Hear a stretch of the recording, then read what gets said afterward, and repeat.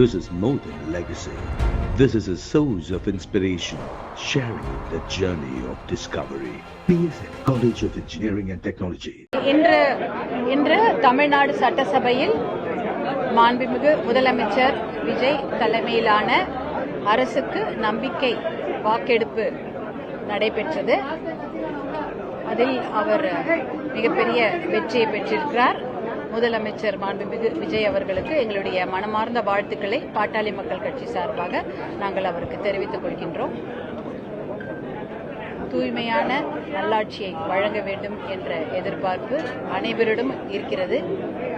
பாட்டாளி மக்கள் கட்சியின் கொள்கைகள் பூரண மதுவிலக்கு, போதை ஒழிப்பு, மது ஒழிப்பு, பெண்கள் பாதுகாப்பு, சமூக நீதி,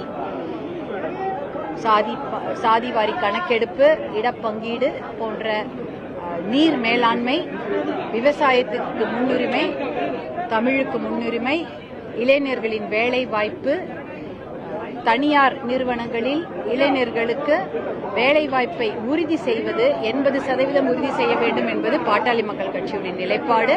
75% தமிழ் இளைஞர்களுக்கு வேலை வாய்ப்பை வழங்கி உறுதி செய்ய வேண்டும் என்பது ஆளுகின்ற தமிழக அரசின் நிலைப்பாடாக இருக்கிறது. இப்படி பல நிலைப்பாடுகள் பாட்டாளி மக்கள் கட்சி நிலைப்பாடுடன் ஆளுகின்ற தமிழக அரசின் நிலைப்பாடுகளும் பெருமளவு ஒத்து இருப்பதால் நாங்கள் இன்று நம்பிக்கை தீர்மானத்திற்கு நடுநிலைமையாக இருந்துவிட்டோம்.